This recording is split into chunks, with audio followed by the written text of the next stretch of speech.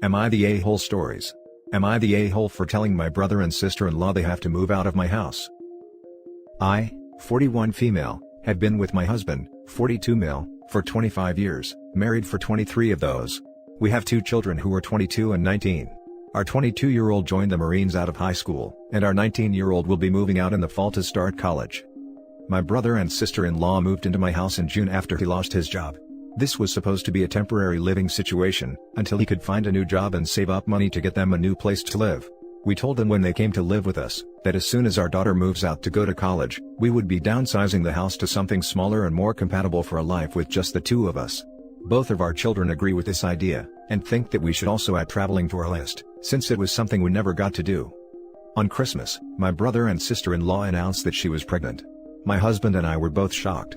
We asked them what their plans were now that they were expecting a baby, and my sister-in-law stated that she was going to turn my daughter's room into the nursery, and move from the guest room into my son's old room to be closer. I told my sister-in-law that we mentioned to them that we would be selling the house when our daughter leaves for college, and the new house will only have 3 bedrooms instead of 5, and suggested that they find other arrangements before the baby is born, as the 2 rooms in the new house would be for our children when they came to visit. My brother flipped out, and told me that I was being selfish, and asked how I could throw a pregnant woman out onto the streets.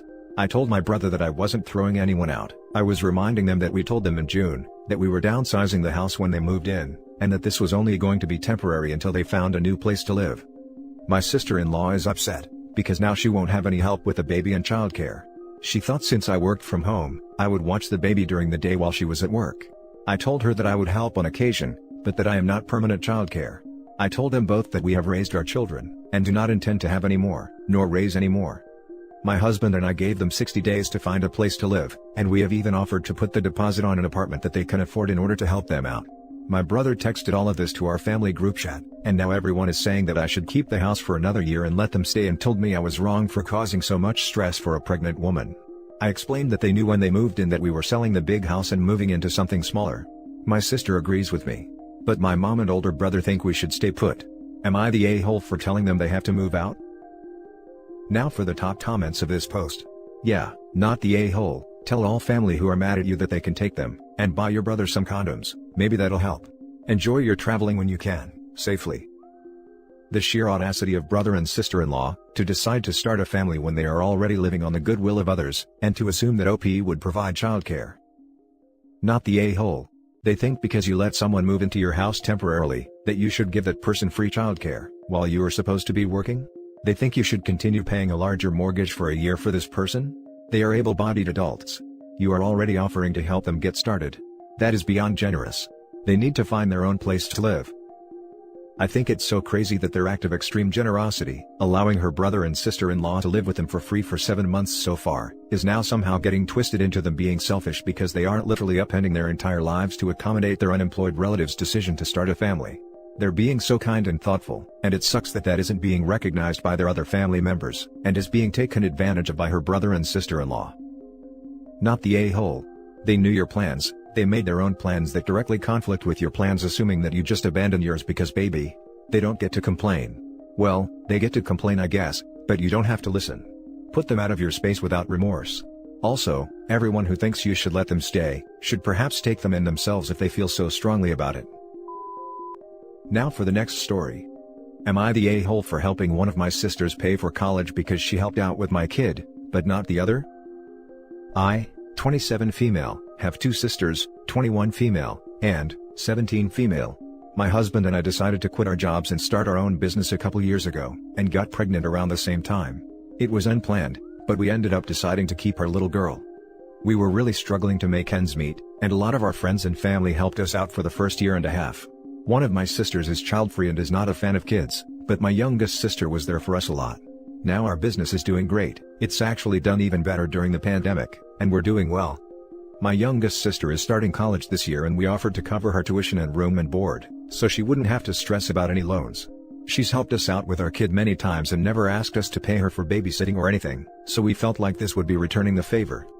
My other sister who was in college heard about us paying, and asked if we could help her out too, since she currently has about $65,000 in student loans. We refused, because it just wasn't something we were interested in doing. Now my parents are saying it's unfair, and to at least consider paying off her student loans and having her pay us back, so she doesn't have to pay interest. Again, my husband and I weren't really interested in that option either, and feel like it isn't our responsibility. Are we the a-holes? Now for the comments. Not the a-hole. The youngest actually helped you and you're returning the favor. The other is just entitled and you don't owe her a dime. Don't even phrase it as returning a favor. Tell them you're paying back your sister the money you owe her with interest, for the childcare she provided. Obviously, between you and your sister it means a lot more, but maybe phrasing it as a transaction may get it through to the rest of the family that you are repaying a debt. Technically not the a-hole, but that's a huge disparity in treatment. I'm going to assume there's a bunch of other messed up family dynamics going on. I can't imagine being willing to give one sibling tens of thousands of dollars, and the other zero, based only on the help given for a year and a half. Especially when the timeline seems like one was a minor, probably with lots more free time, and the other was really just starting to strike out on their own. Couple years ago, so 2 or 3, so one was 19 or 18, the other was 15 or 14.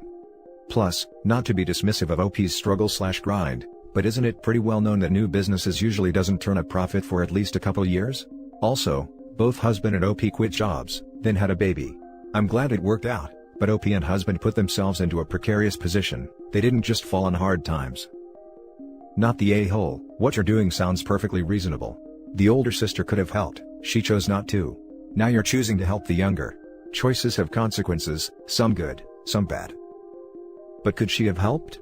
A 19 or 18-year-old presumably just starting uni/college would not be in nearly as reasonable position to help as the younger, who would have still been in school, and I'm assuming still living with the parents.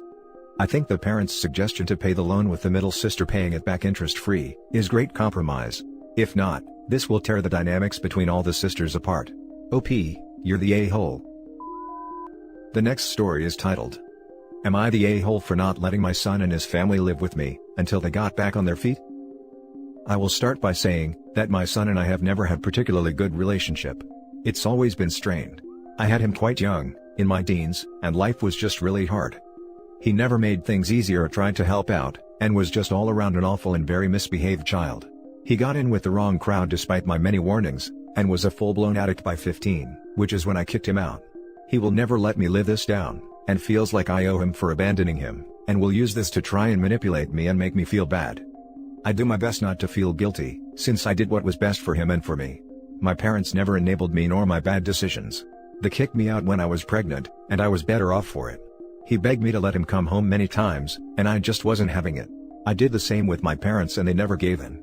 It made me sort my own life out, and not rely on others to bail him out/enable him. He needed the same tough love. He cleaned up his act in his early 20s, went back to school, and did everything he should have to begin with. He's got a wife and family now. Anyways, the business he managed has been shut down, and his wife has been struggling with her health, only working on and off. Personally, I think she could work. I've worked while sick and didn't complain. She has a very woe-is-me attitude, which I find exhausting. Long story short, they had to leave their rental and search for something cheaper. He'd found work but couldn't afford the house they were in. They asked if they could stay with me for a month or 2 while searching. I said, absolutely not, considering his history. This outraged him and had a lot of choice words, and did his manipulation tactics of saying I abandoned him as a kid. The least I could do is help now. I did not give in. He ended staying with his father, which I found extremely hurtful. His father was not in his life until his late teens. He was not a good man and in fact, quite abusive. I begged him to stay away from his father, but he didn't listen, which had caused a lot of friction over the years. I'll be honest, I blew up on him. The disrespect and heartbreak I felt was immense. I can't explain what it feels like to have your grown son side with your abuser. His wife ended up emailing me, and saying son no longer wants to speak with me, and I'm no longer allowed around my grandkids because of my behavior. I think it's the epitome of insanity. All this craziness because I don't believe in enabling a problem. They are currently doing well and have another rental. They fix their problem like they should. I tried getting in contact over the last few days, and my son blew up again, telling me I'm an a-hole and a bunch of other terrible names, and to just go away and stay away. I'm furious to say the least, but curious to see how outsiders perceive the situation. Thoughts? Now for the top comments. You're the a-hole in so many ways. Let's count them. 1. You were an a-hole for kicking out a child who desperately needed help. I don't know where you're from, but in most places, it's illegal to kick out your child before they're a legal adult. He was in a crisis and needed support, and you abandoned him and cut him off completely. That's terrible parenting. 2. You're an a-hole for thinking his wife should be working despite her illness. Are you a doctor? Are you somehow under the impression that every sick person has the same illness, or experiences being sick in the same way? You are completely unqualified to make that judgment. 3. While I disagree with your choice, it is your right not to house your son and his family. You're a massive a-hole for yelling at him for going to his father instead. So what, he should have let his family be homeless instead? What did you want him to do? After years of mistreating him and abandoning him when he needed you, why do you think you have any right to dictate any of his relationships? Good for him for cutting you out of his life and the lives of his wife and children. I hope he sticks with it. You're the a-hole. You're the a-hole. I'm sorry you had a rough life and that your parents kicked you out, but that in no way excuses your behavior towards your son. You kicked him out during his time of need when he was a literal child, and even after all that, he was willing to give you another chance to be the parent you should have been from the beginning. Since you're clearly not willing to try, he made the very reasonable choice to get help from someone who, it sounds like, is an actual parent to him. You are not the victim here. Your son is, he's your victim. Remember that. I mean, you did abandon him. At 15. Just because your parents did it to you, doesn't mean it was right. You gave your son no choice. That's not tough love, that's neglect. What you did was abuse.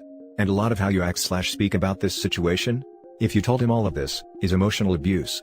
You've taken the place as your son's abuser. Why would he show loyalty to a mom who abandoned him at 15? He reached out after getting clean and living a better life for one smidge of help, only for you to say no. You haven't done anything to deserve that loyalty, I'm sorry to say. He probably is going to stay gone, and good for him. Hopefully you can grow and change and learn from this experience. The last story is titled, Am I the a-hole for not being nice to the people trying to force me to sell my home? A large company is trying to buy up all the houses in my area, to build a luxury resort with a golf field, pool, and other things. A few days ago, I got a knock on my door and someone came over, and she told me she was offering to buy my home, willing to give me 5% over market value. Their stupid market value is less than what I bought it for. I politely said, no, I'm sorry, but I am not at all interested in selling my house, have a good day. She kept trying to make me sell the house, and I told her have a good day. 3 days later, she came back with a new offer, now 7.5% over market value. I said the same thing, please go away, I am not interested. Next day, someone else called me, I just hung up on them. All of my neighbors have been getting the same thing, some are deciding to sell, but most are refusing. That same lady comes over as I was outside doing yard maintenance and says, hello, good news, we have a better offer for you, 12% over market value, that's great isn't it? Surely we can work something out. I then asked, do you have kids? A pet? She then responded back and said, I have a son and 2 cats. Why? I then said, how much for your son? I'll give you $15,000 for him, and $2,000 for both your cats. She got confused and said, those aren't for sale.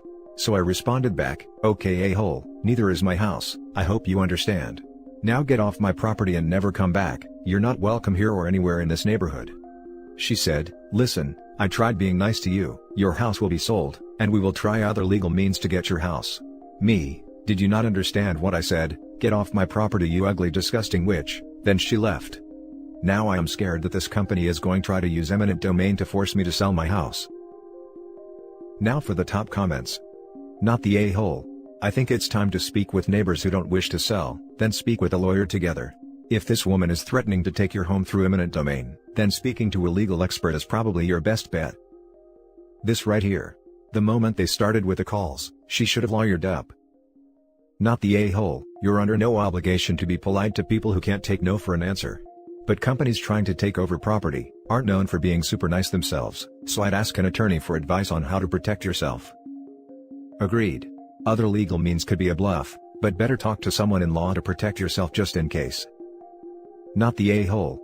I also don't see how eminent domain applies. Eminent domain applies to that which is built for public use. A luxury resort is a private business. You might want to get the neighbors that are staying to start a letter-writing campaign. To Congress, the mayor, the judge that might oversee the eminent domain that may or may not happen. Nip it in the bud. If you show that you and others will fight tooth and nail from the start, they may see it as too costly a venture to move forward with. Also, maybe contact the media. Bad press won't be good for their resort. Sometimes in my country and others, they argue that a business will be public use and that it will create jobs, more tax revenue, and provide services for the community. I'm worried they might do this. And that's it for this video guys. If you have thoughts to share, leave a comment below. Don't forget to hit like and subscribe if you like this content. I'll catch you in the next one. Good day everyone.